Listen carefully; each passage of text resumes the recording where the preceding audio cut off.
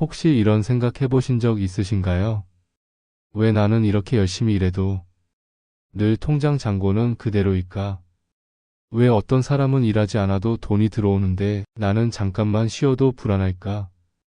오늘은요, 이 질문에 대한 힌트를 주는 아주 특별한 책 이야기를 해보려 합니다. 바로 로버트 기요사키의 부자 아빠 가난한 아빠입니다. 기요사키에게는 두 명의 아버지가 있었어요. 한 사람은 그의 친아버지, 또 한 사람은 가장 친한 친구의 아버지였죠. 이 둘은 살아온 길도 돈에 대한 생각도 완전히 달랐습니다. 기요사키의 친아버지는 교육자였고 박사 학위까지 가진 엘리트였어요. 하지만 경제적으로는 늘 쪼들렸고 말년에는 쓸쓸히 생을 마감했죠.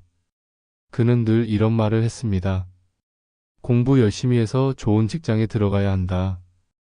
돈은 나쁜 거야. 너무 욕심내면 안 돼. 안정적인 월급이 최고지.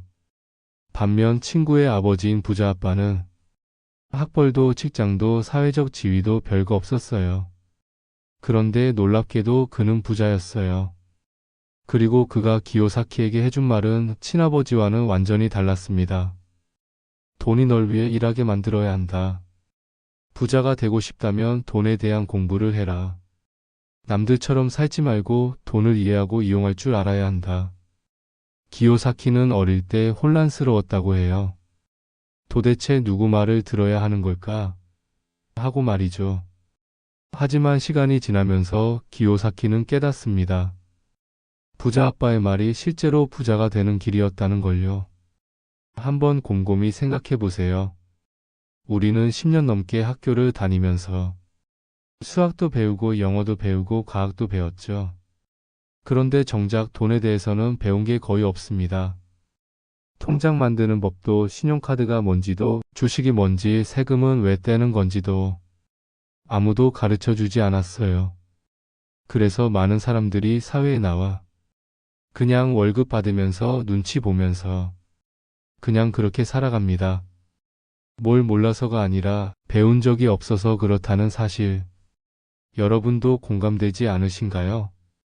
기요사키는 책에서 아주 중요한 이야기를 해요. 바로 자산과 부채의 차이입니다. 우리는 보통 집을 사면 이제 나도 자산 하나 가졌다. 이렇게 생각하죠. 그런데 기요사키는 집은 자산이 아니라 부채일 수 있다고 말합니다. 왜냐고요?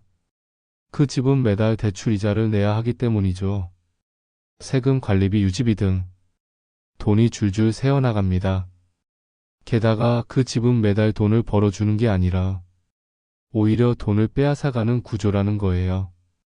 반대로 진짜 자산은 이렇습니다. 월세가 나오는 부동산, 배당금이 들어오는 주식, 자동으로 팔리는 온라인 강의나 전자책, 유튜브 콘텐츠, 지식재산권 등. 기요사키는 한마디로 이렇게 말합니다. 내 통장에 돈을 넣어주는 게 자산이다. 돈을 빼가는 건 부채다. 이 단순한 기준이 인생을 바꾼다고요. 대부분의 사람들은 돈을 벌기 위해 열심히 일합니다. 하지만 기요사키는 말하죠. 부자가 되려면 돈이 나를 위해 일하게 만들어야 한다고요.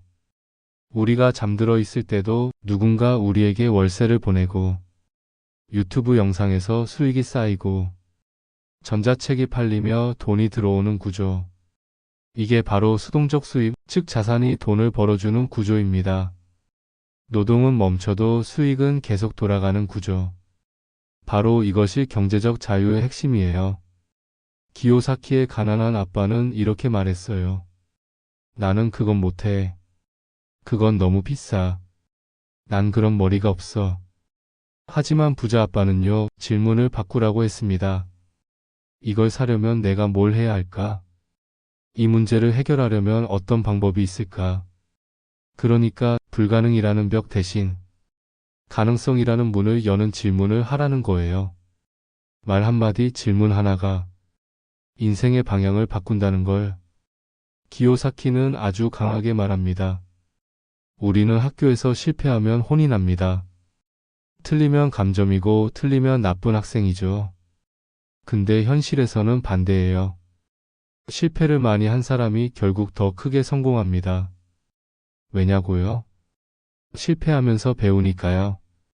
실패하면서 진짜 문제를 보게 되니까요. 기요사키도 처음부터 잘한 게 아니었어요. 투자해서 손해도 봤고 사업도 망했었죠. 하지만 그런 경험이 있었기에 지금의 경제적 자유를 만들 수 있었다는 거예요. 훗날 기요사키는 직접 현금 흐름 게임이라는 걸 만들었어요. 그 안에서 사람들은 현실처럼 살아가요. 월급 받고 카드 쓰고 빚지고 계속 돌고 도는 쳇바퀴 인생. 그걸 게임에선 쥐덫이라 부릅니다. 그런데 자산을 사고 수익이 늘어나고 빚을 줄이면 결국 쥐덫을 벗어나게 돼요. 이 게임이 말하고 싶은 건 단 하나예요. 쥐덫에서 빠져나와 자신만의 현금 흐름을 만들어라. 용기 있는 사람이 결국 부자가 된다. 기요사키는 말해요. 부자가 되려면 용기가 필요하다고요. 공부도 해야 하고 실행도 해야 하고 사람들이 말릴 때도 밀고 나가야 하죠. 한 번도 해본 적 없는 분야에 뛰어들 때 두려움이 앞설 수 있어요. 실패할 수도 있죠. 하지만 그걸 뚫고 나간 사람만이 결국 부자가 됩니다. 혹시 여러분 지금 이런 생각을 하고 계신가요? 나는 평생 이렇게 살 것 같아. 월급 받기 바쁘고 남는 돈은 없고 언제쯤 여유 있게 살 수 있을까?